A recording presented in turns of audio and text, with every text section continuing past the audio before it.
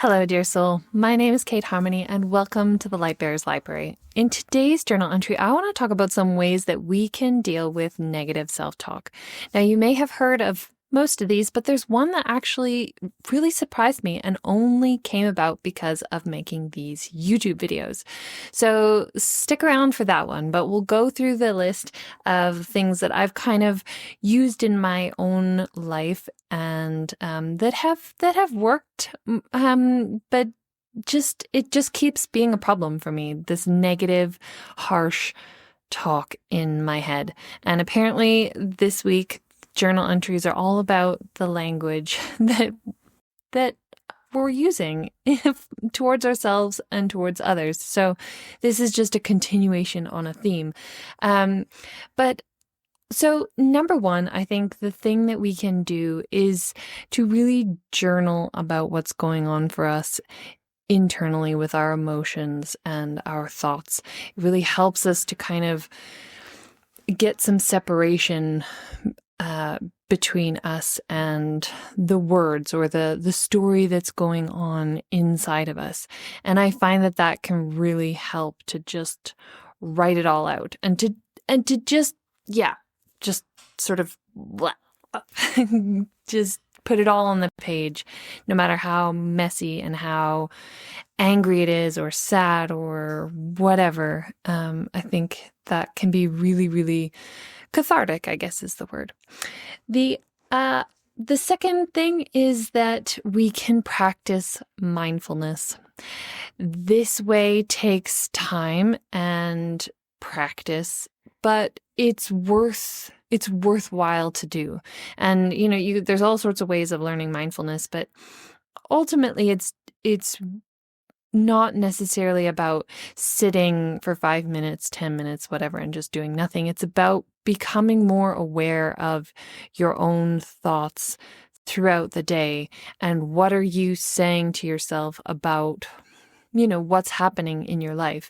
And I found this practice to be extremely useful because I find those negative, it's like these tapes that go on in my mind of like, oh, of course, you didn't do that right, or whatever it is that just plays over and over again.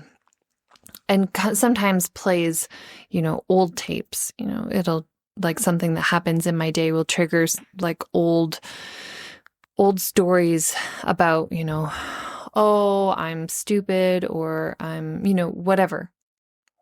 Not, I'm saying it's not nice in there, right? And maybe you can relate, but these things are not true, but they play in our head. So mindfulness, so we can catch that self-talk, the negative self-talk.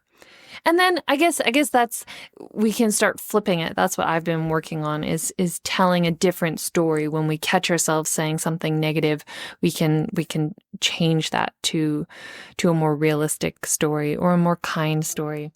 Okay, number 3.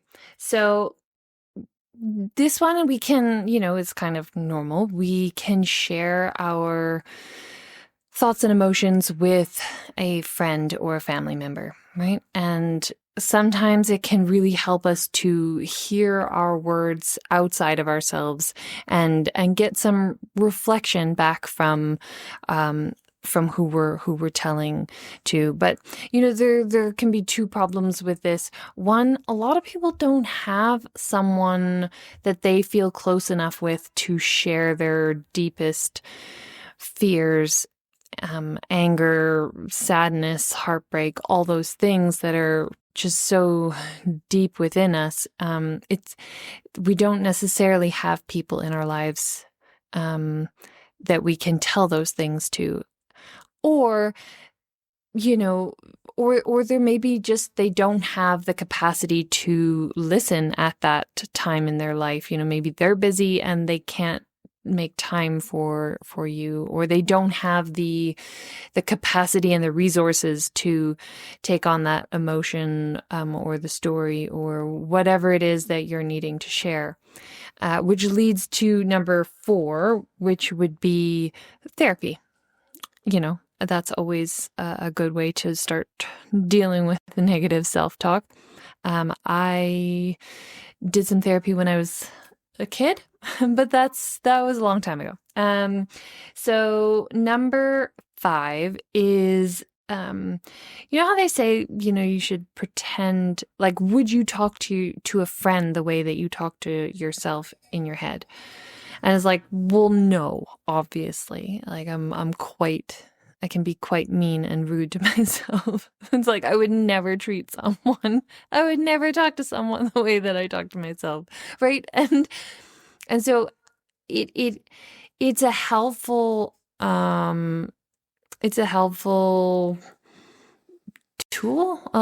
Is that the right word? It's a helpful thought to think about. But it hasn't really helped me to change my self-talk, because I just kind of am not thinking about that in the moment. But I think this has helped me to kind of craft the last 6th one that has come about, because I think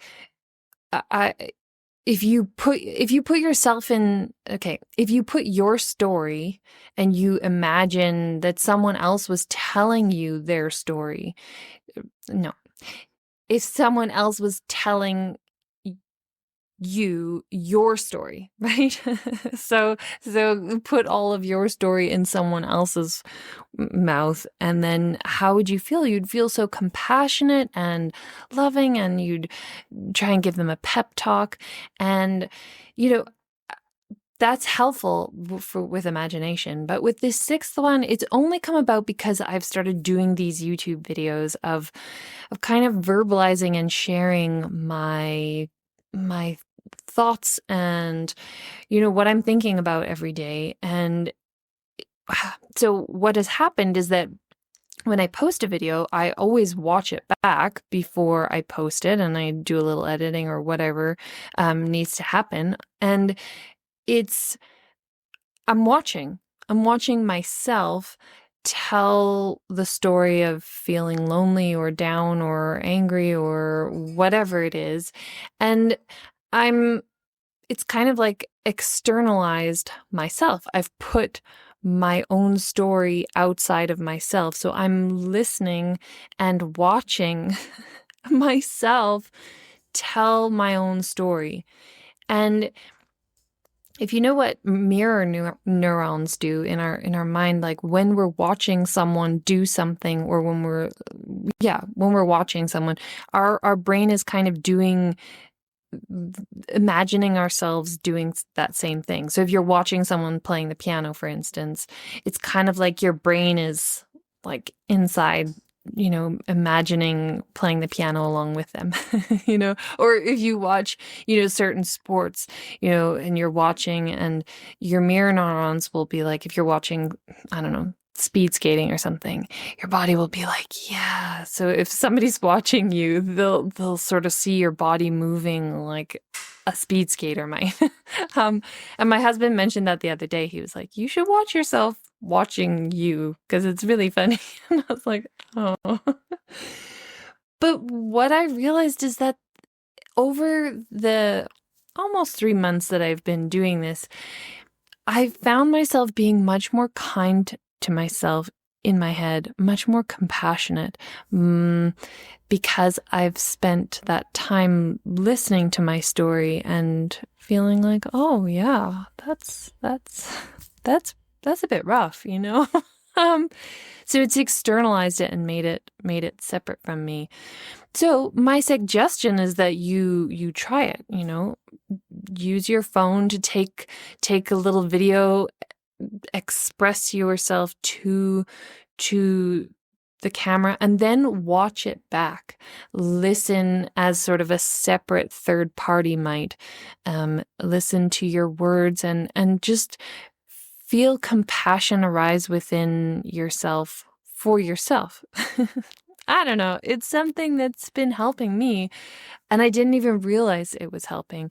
And I guess the other thing is that, as you do this video journal just for you, you can also start to kind of maybe think about some ways of helping helping others. Like, use your imagination and your intuition to just kind of speak out things that might help this other person, which is you, this video of you, like, to feel better. What would you say to them if they were your friend or your family member or whatever? And just kind of have like a dialogue, but you've externalized the dialogue outside of your head so that you can hear it. It's no longer having to be mindful of the thoughts. It's externalized.